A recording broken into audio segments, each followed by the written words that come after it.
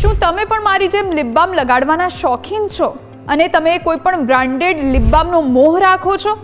તો તમે જ્યારે પણ શોપ કરવા માટે જાઓ કોઈ પણ દુકાનમાં કે પછી કોઈ પણ ઓનલાઈન શોપિંગ કરો તો તમારે ખાસ ધ્યાન રાખવાની જરૂર છે કે તમે જે લિપ બામ ખરીદ્યું છે ક્યાંક એ નકલી તો નથી, કારણ કે સુરતમાં ઘટના બની છે.